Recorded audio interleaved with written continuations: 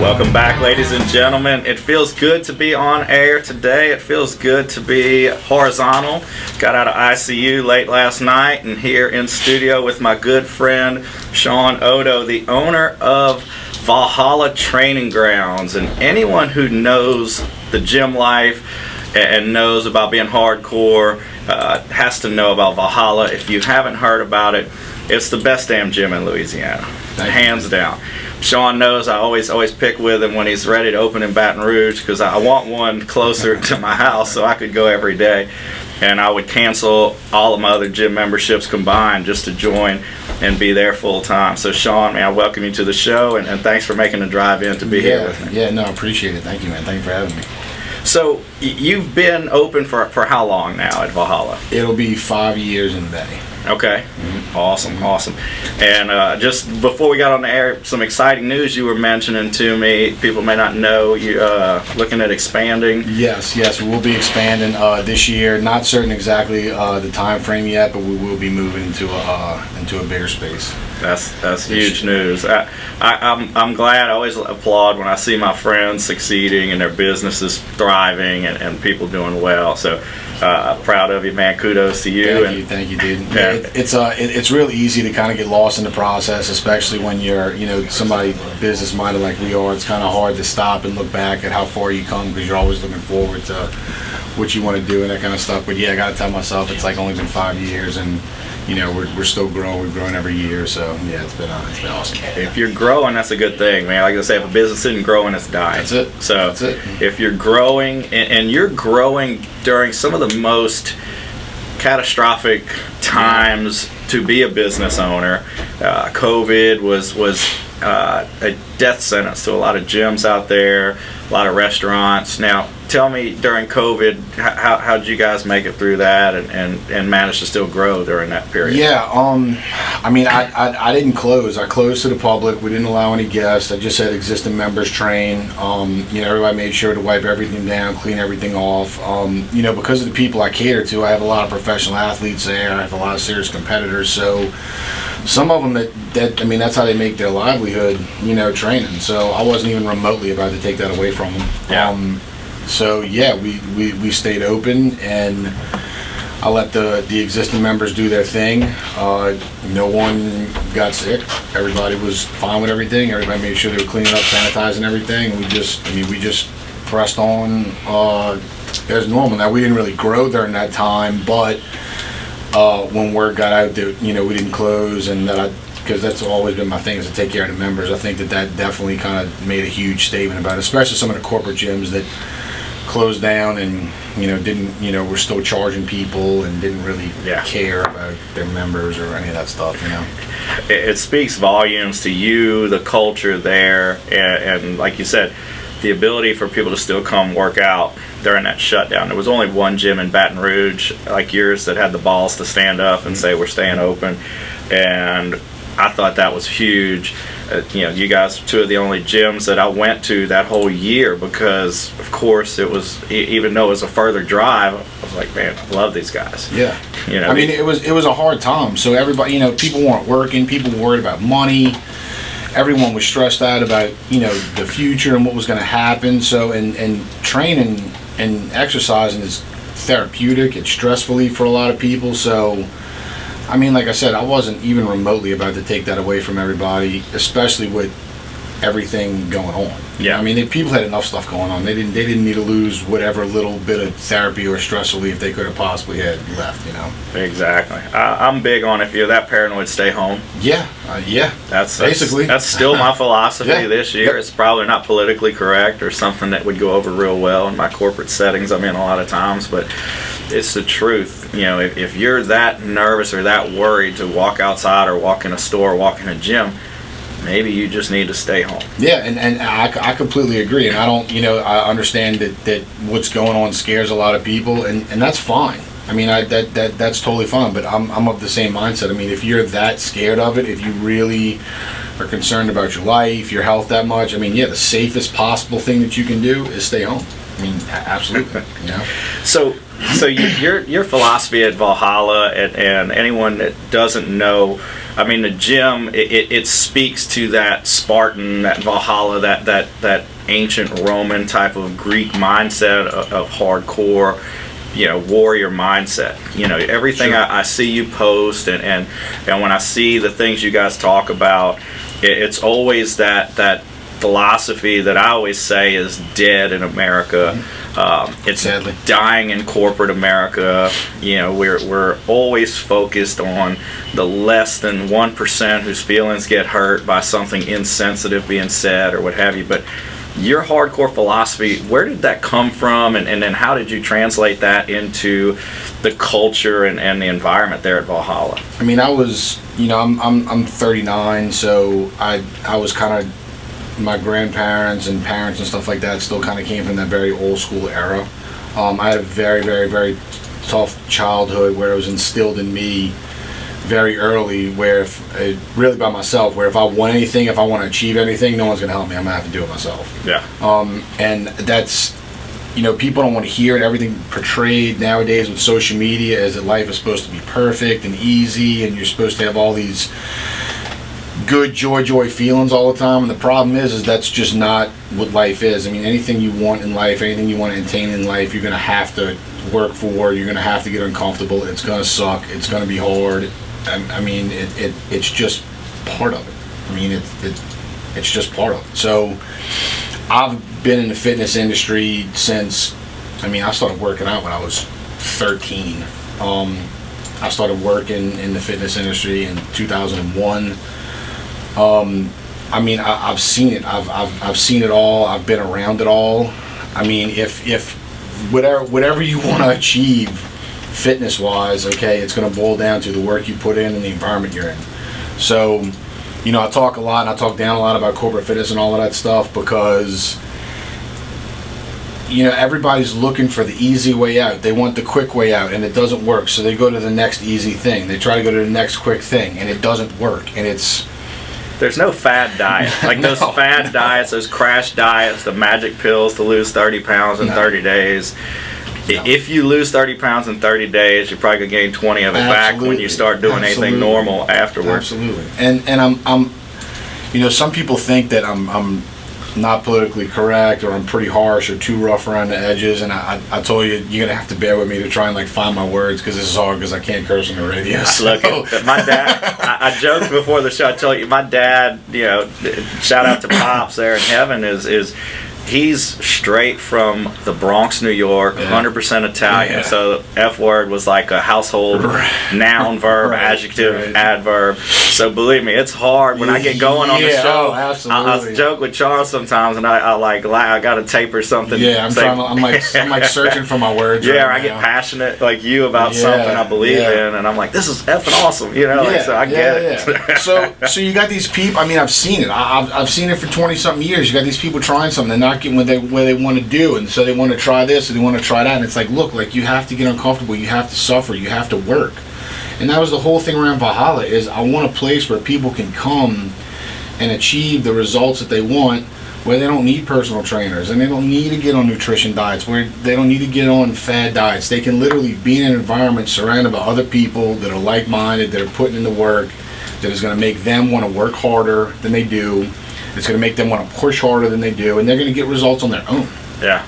And for the most part, that is what's happened. I've had people since joining there who have been working out for years and never thought about competing, that see all these other people around them competing, and they're like, well, why can't I do it? So they end up competing, not just in bodybuilding, powerlifting.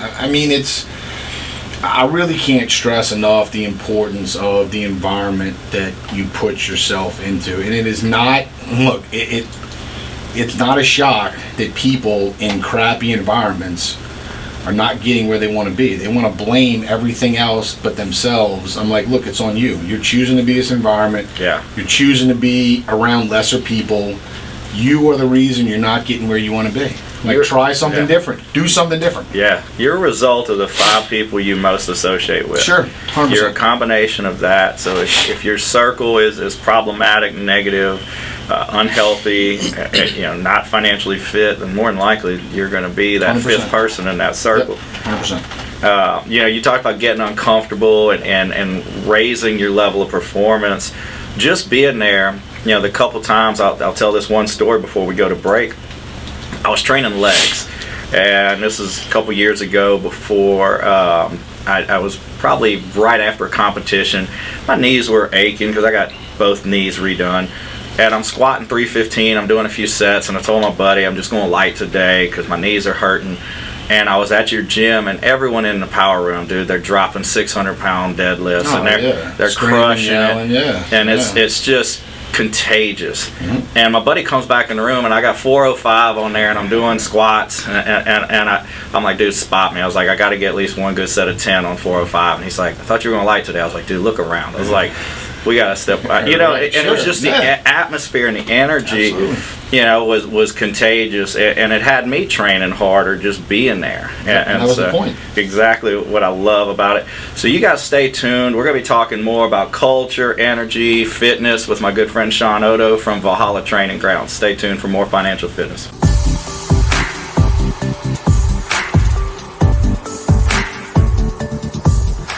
Welcome back. We are in our second segment here, and I love that friggin' movie. And anything from 300 will get me hyped up, man, for a workout, anything.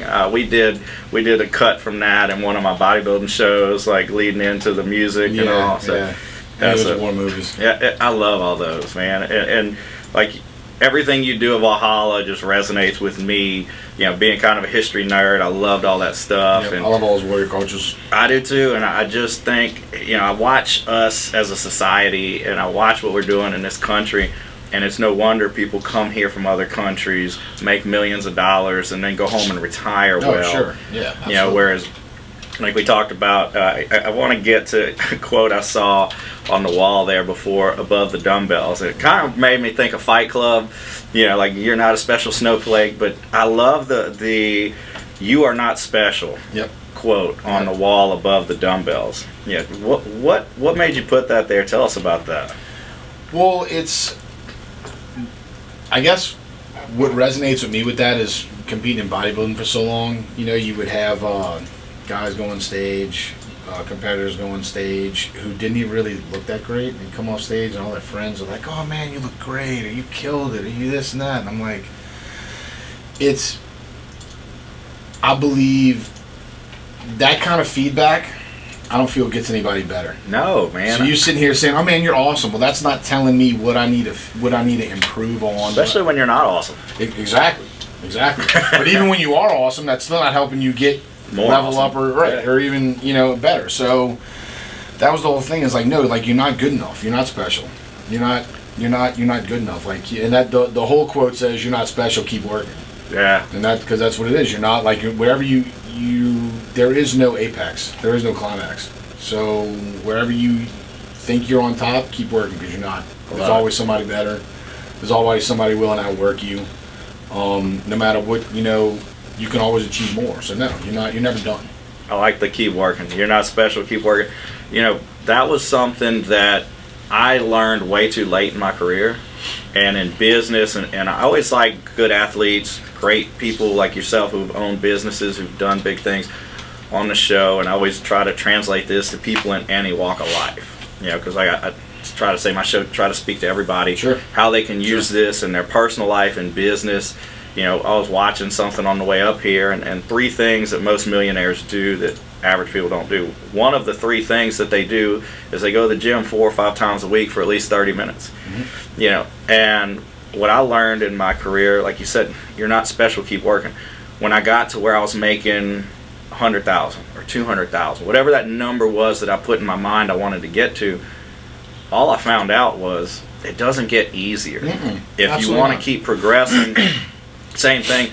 I was lifting after a show back in like 2018 when I'd come back and started doing bodybuilding again. And I texted my wife and I said, I'm going for 500 today on squats. It was on the Smith. I don't do a lot of free weight squats anymore, but I was doing 500 pounds on the Smith, and the best I'd done that for was a single. And leading up to that, I started getting a little bit of strength back, and did it for 6, and I texted her and said I felt really good after 6 reps. I said I'm gonna do one more set, and then I texted her back after I did it for a set of 10, And I said, I just crushed my goal. I said, but you know what happens now? 10 is now the norm. Right, exactly. So it wasn't that I got to chill and kick back and relax. No. Now I got to work that much harder, because now I know you can lift this 10 times if you put your mind right. And you're feeling good. So, you know, that keep working philosophy. Well, it's the complacency. Huge. The complacency is what kills. Like thinking that, okay, like I'm good where I'm at. Like I've gotten enough. Mm-hmm. You know, that complacent mindset, I mean, will kill anything. Yeah. Yeah, no, and the stuff you're talking about, it's amazing how that gym hardcore mindset translates so well for businesses. Sure. And business owners, I mean, anybody that's listening, complacency kills. Getting complacent is a terrible way to be. Even if you had a great 2020 or 2021, the minute you get complacent, like you said, someone's training harder, someone's moving, someone's hungrier than you, and they're going to come and they're going to take your spot. Whether it's on stage as a bodybuilder, whether it's in your business sphere, and they're opening another business that does what you do, only they're doing it a little bit better. So you've got to always be on your game and always be looking over your shoulder, and again, keep working. Yeah. And that was the thing I did with the post. You know, the posts I make, I tell every once in a while, like I reiterate it, but you can take my posts, and even when I'm talking about fitness in my posts, and you can literally take it and apply it to any aspect of life. And then that was the point. I didn't want to. I think it's so generic and just so. I mean, the whole thing with the facility was to inspire people and motivate people to do things they never thought they could do. So you can look through all the posts I made, and there was never a, oh, come join this month for this discount, or, you know, come get your fitness on, or whatever. Like it's never that. Because no pizza day or bagels? No, that doesn't inspire, that doesn't motivate, that doesn't anything. So like my posts end up being pretty lengthy, but it's to kick people in the butt and wake them up and say, you know, like, you can do this. Like, you don't have to be a superhero. You don't have to be somebody. You don't have to be special. Like we're all like me. I'm just a regular guy. Like, people look at what I've done with Valhalla, and I'm nobody special. Like, there's nothing special about me. Like, I'm just a regular dude. You know. But again, that contentment and being like that and pushing yourself every day. That's why you're achieving these things in the gym. The culture there in the gym is catching on like fire, and I'd be willing to bet your retention rate's probably better than most of those corporate gyms. Yeah, it just kind of depends on the people that really embody what Valhalla is. I mean, they join and they stay. It doesn't matter what happens. They stay. Usually I try to work with people if they fall on hard times or stuff, you know, and because I would rather them be able to come to the gym than not. So I kind of work with them a little bit on that, but it's very evident. I'm about my percentage. I'm about 100% accurate right now for every single time someone has shown up to the gym. Like, I can just look at them and say, this person's not going to be here in a month or 2 months, and I'm literally 100% dead on right now. Like, somebody just shows up, and it's just their energy, and you can tell like they're going to be here for a month or two, and they're going to disappear. And we do have people like that come, but I'm okay. What aggravates me about that is that they even join in the first place. I'm like, look, you should know what Valhalla is. You should know what it's about. If you have no intention on staying here, like, just don't come join. Right. It's not a New Year's resolution. Yeah. Like I don't need your $50 for like 2 months. Like that I don't care about that. Like, go join someplace else. I would rather you not even come and walk through the door. Yeah. You want real people who want real results. Right. And who are there to train hard. Yeah. Absolutely. And it's funny, you talk about the energy someone exudes when they walk in, how easily you can pinpoint that. Oh, dude, it's so, I mean, you can literally, as soon as I look at them, like, you can just tell. I mean, you can immediately, like, the way they talk, the way they walk, the way they look, whether they look you in the eye or not. I mean, there's just a 1,000 cues going off at one time where you can tell. It's that alpha male. It's primal. It's just like an animal. You can sense weakness. Sure, absolutely. Yeah, absolutely. It's ingrained in us. Yeah. No, that's a fact. So the guys who are too busy worried about gym selfies, that's not your guy, huh? Yeah, I mean, man, it kind of became an issue, like, as of recently, and I don't know why, but my whole thing is like, obviously I want people promoting the gym, so it's not like you can't take selfies, but, like, you know, the dumbbell area is packed, and, like, you trying to video yourself doing crunches or like something that's not really worth videoing. Like just work out, man. Like, what are you doing? You know? Yeah, not all of your workout is for the gram. Yeah, no, like that's not why you're here. Like if you're trying to be some type of like social media influencer and all this, like just go someplace else. Go someplace else and do that. Like that's not what this place is for. Like that's not what people should be here for. You know, and like I said, I want people repping the gym. I want people advertising the gym. But the whole, I mean, there's a balance. There's definitely a balance. And yeah, when you got a giant tripod that's 3 feet across with a cell phone on top of it, videoing yourself doing 60-pound dumbbell presses, that's not warranted. Like you have, like, dude, they have guys there that have done 200-pound dumbbell bench presses. You have no reason videoing your 60-pound bench press. You just don't. That was, it's funny, in 2019 and early 2020 when I tore my pec, leading up till I tore my pec, I saw the 200-pound dumbbell wall, and I told my wife I'm gonna be on that year. And look, man, before that, like I was repping the 100-pound dumbbells, 20 to 30 reps. I was crushing it. My bench was always one of my best lifts, and ended up tearing my pec in 2020. But dude, I was dead set that I was getting that 200-pound deadlift, 200-pound dumbbell lift on the wall. Look, I give mad respect to anybody that can do those, because I moved those dumbbells from my house to my truck to the gym, and I had to carry each one in between my legs with 2 hands. Yes. So anybody that can even lift those up, dude, you got my respect. My arms are so short, I can only go about this far with like the 150-pound dumbbells. Well, and they're about 3 feet wide each. Yeah. So yeah, it's definitely a skill. Those are no joke. My peak, the biggest dumbbell ever at most gyms is 150. Yeah. So repping those a few times, I had it in my head though. I was like, I'm gonna get them 200-pound dumbbells for a rep.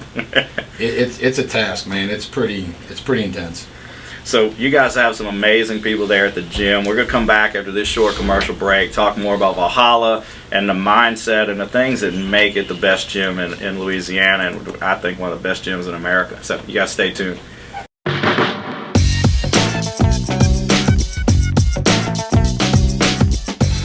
Welcome back, ladies and gentlemen. Second half of the show, we're talking hardcore training, we're talking mindset, we're talking about Valhalla Training Grounds, the best gym in Louisiana. And on this segment, I want to make sure, before we get into talking, because you and I can talk about this stuff all day and all night. Talk about this all night. So let's tell everybody, where can they find you?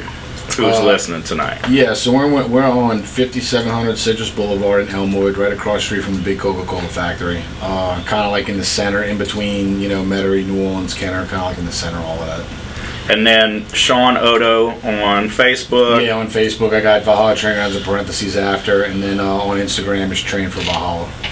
So you guys look them up on Instagram, look them up Facebook. And gym membership there. What's a gym membership? Currently it's $50 a month. When we move, we're going to go up.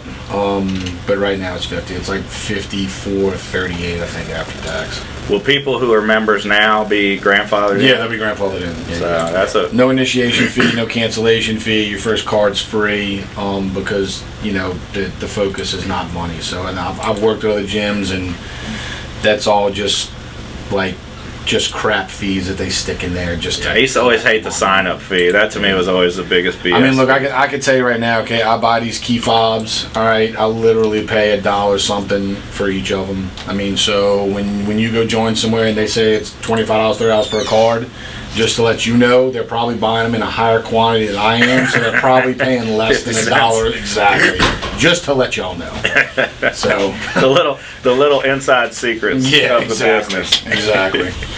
Now I know you're expanding. You got the new building. Y'all are going to a bigger facility there. Same area of New Orleans. Same area, right down the street. Do you ever plan on getting into other markets? Have you thought about expanding into other markets? Yeah, a lot of people have asked me about that. My thing is I haven't really thought much about it, because there's still so much I want to do with the current facility. So it's hard for me to kind of think about diverting my attention to something else. Right. And I still haven't really done what I want to do.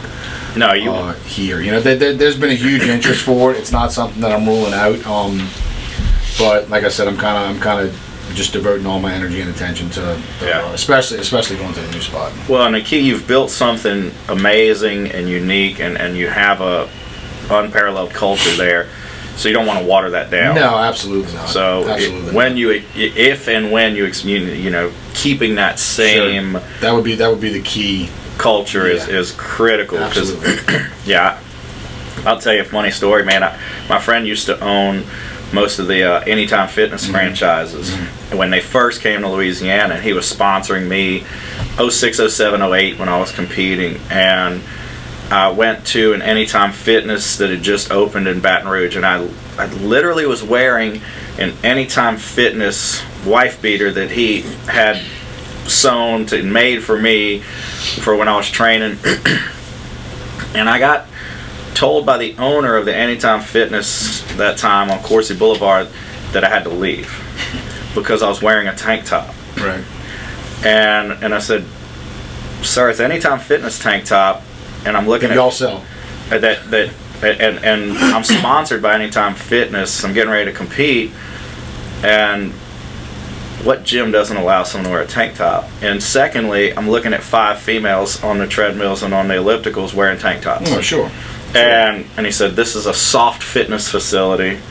And what does that even mean? And I said, "What the hell does that mean?" My exact words. I can't even say what I said on the radio. What the soft fitness? Right. I go, those two things. That's an oxymoron. I was like, it doesn't even go together. Right. But yeah, so I'll never forget the time I got kicked out of an Anytime Fitness while being sponsored by Anytime Fitness for wearing an Anytime Fitness. Yeah. And that was right before the cultural shift and the Planet Fitnesses and the soft fitness movement kind of moved in, which I see the people who train at most of those places, and there's some good people who go to those gyms and are misled, and I watch them month in and month out either never change or get heavier and more out of shape. Well, you have to think about it like this, okay? And this is giving you inside perspective from the fitness industry, okay?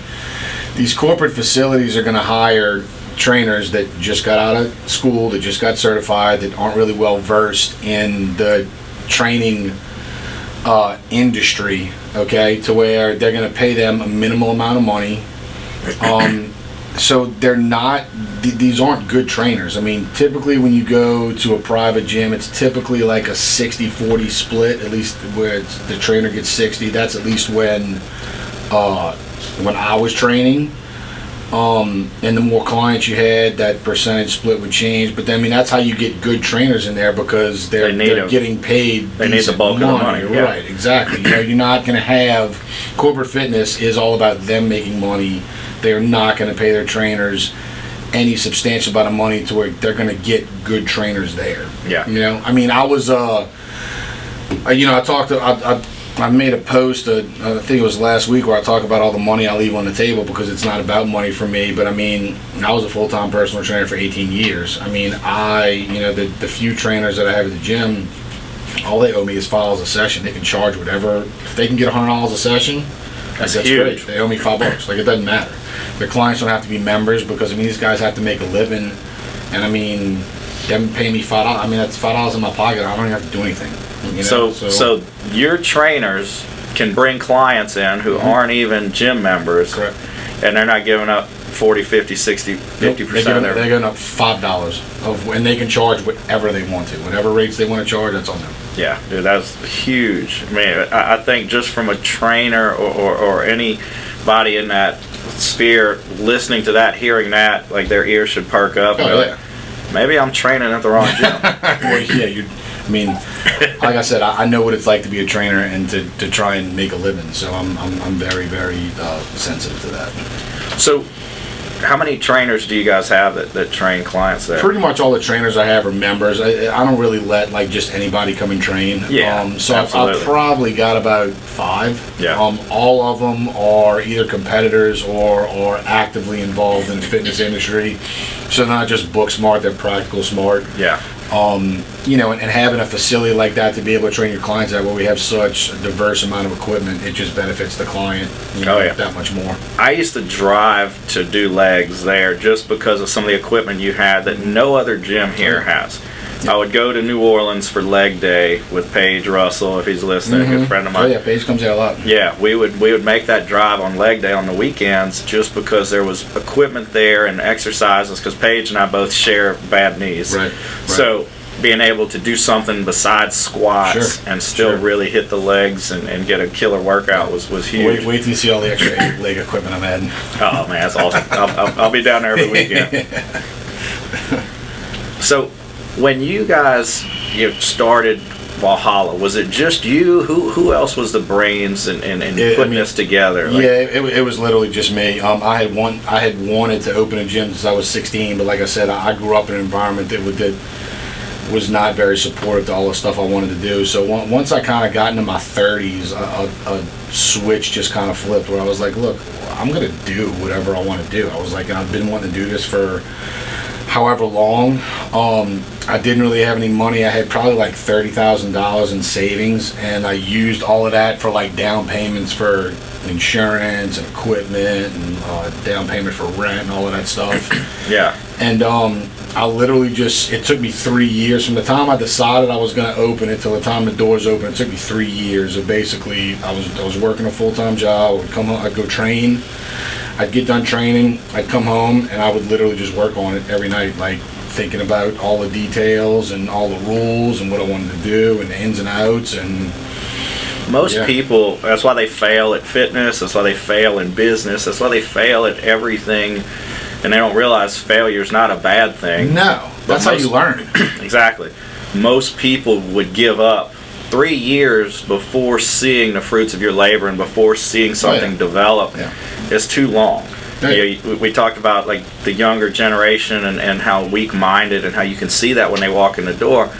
Most people want that instant gratification, the 500 likes on their post, and they're not willing to sacrifice for 6 months, much less 3 years, to get the end result. And a lot of people will never have a successful business or will never get to the next side of success because during that first hard 3 months, 6 months, they give up and they turn back to what's easy, what's comfortable, and then they don't realize that just 1 more month of suffering or sacrifice or pushing, they could have hit that goal or they could have opened their business. Sure. I literally was told no probably at least 3 dozen times. Going to go look for money, trying to get this, trying to get that. I mean, I was literally, but I didn't need to get told yes 36 times. I just needed to be told yes 1 time. Yeah. So, I mean, you literally have to fail your way to success. People don't understand that. No, and that a lot of that is, again, stuff I've paid a lot of money over the years in coaching and business coaching to learn. So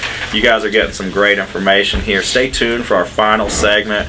We're here in studio with Shawn Oddo, owner of Valhalla Training Grounds. We're going to be talking more about mindset and the motivation and what's made this the best gym in America. You guys stay tuned.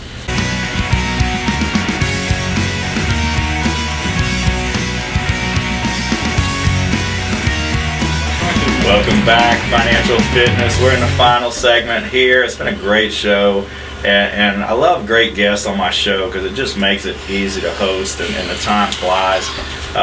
So here we are in our last segment. We've got 10 minutes left of the show, and you've covered so many things, and you guys, if you have not gone to Valhalla, I would go for the culture, the environment, not to mention the results you're going to get by training around the biggest, the strongest, the best in the fitness industry. I've gone there anytime I was in New Orleans. That's where I would go train, and it made me train harder. And I was training hard. Like any gym I go to in Baton Rouge, I'm usually the guy training harder than anybody in the room until I go there. Right. And then there's 25 guys training harder than me. And I look around the room, and I'm no longer that big fish in a small pond. Right. So it's awesome to go train there. But that's what forces you to level up. Exactly. You don't realize when you're playing amongst other amateurs, you think you're good until you go play with pros. And that's what I had to realize in circles I was in. I was in small circles. and I had to get out of Baton Rouge. I had to get out of Louisiana. I'd go to all these different, success groups, success meetings, and business development groups, and I realized that these guys are playing on another level, and that's what got me out of my comfort zone, and things that Shawn has been talking about. The things that he brings to that gym and the mindset that he brings and the atmosphere is stuff that I have paid tens of thousands of dollars from business coaches and people to learn those same principles, those same philosophies, and things I thought I was a little too hardcore about at my own business and at work. I'm old school. You show up on time, you work, you don't ask for days off, you earn days off. Holidays, don't ask me if we're open on this day. I tell everybody, I was like, every day we're open. It's optional if you want to show up, and it's optional if you want to work here. Right. But we're open 7 days a week. The door, you have a key to the office. You can work on Sunday. You can work on Monday. You can work on Christmas Day. I closed more loans than anyone I know on Christmas Eve because I had clients and families who said, we want to be in our house for Christmas. Right. So that mindset, today, I literally got out of ICU last night. I got out of the hospital, I went home last night, I was discharged, and I was at work this morning, a little late.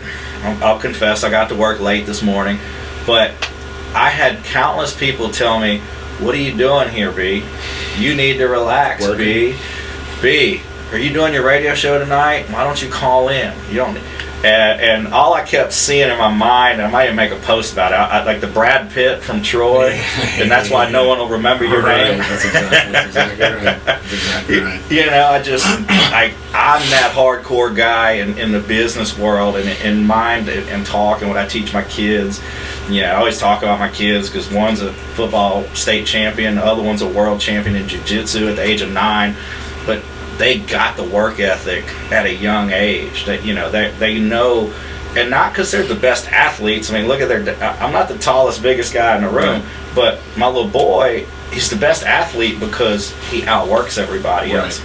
Right. That's huge. Yeah, he's 6 years old at the gym, and now he's 9. And I asked him, what do you got to do at practice? What do you got to do at school? I got to outwork everybody.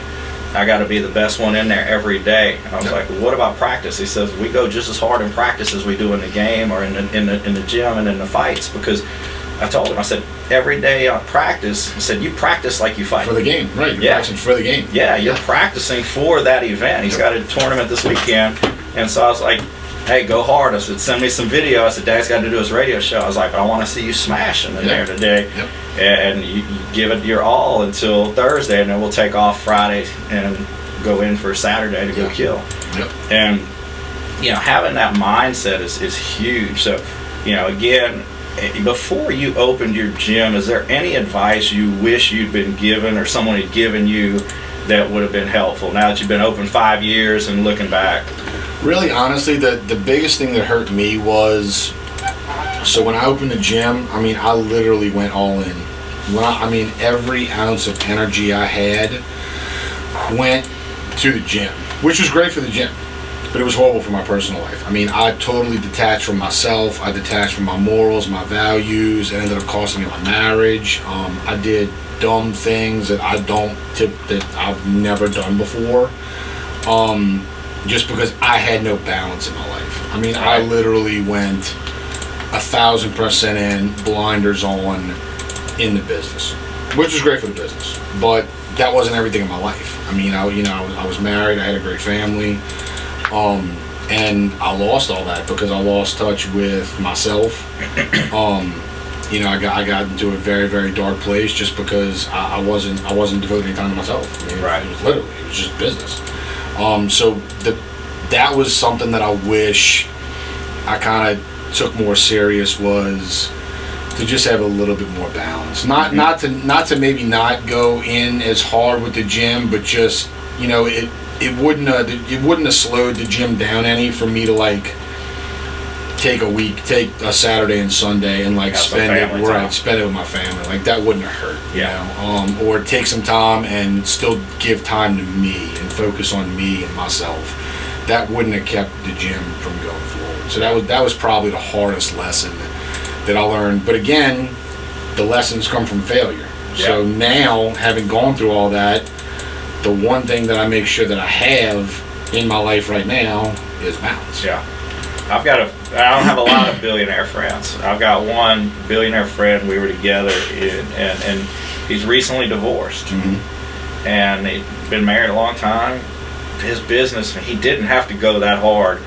And he's already made billions. Yep. You know, he's worth about $8 billion, but recently divorced, and it was that same thing, that obsessive personality of he didn't give any time back.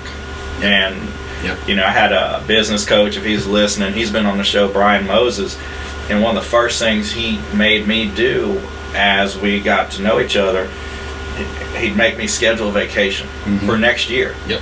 And I'd never scheduled a vacation more than like it's been 7 years. A couple weeks in advance, and it was like I might take off early on Friday and do a 3-day weekend. Yeah, I know. And so Brian made me go schedule a 1-week vacation with my family a year in advance. And so, you know, having some balance is key. It's key. It's so important. You do have to work your ass off. When you start a business, don't be fooled. It ain't 9 to 5. No. You know, so if you want 9 to 5, your business is probably going to fail. I lived at the gym for almost a year. Really. Yeah. I lived at the gym for almost a year. But you have to have that support, your family, and you have to find some time to give back to them. So I think that's huge. And, you know, before we close, I want to again remind the audience, website, where to find you, and how to join if someone's interested in joining the best gym in town. So right now you can actually sign up on our website, which is www.trainforvalhalla.com. That's actually going to go away once we move into the new facility. You can come in person. You can call the gym. It goes straight to my cell phone, so no matter where I am, I always get the calls.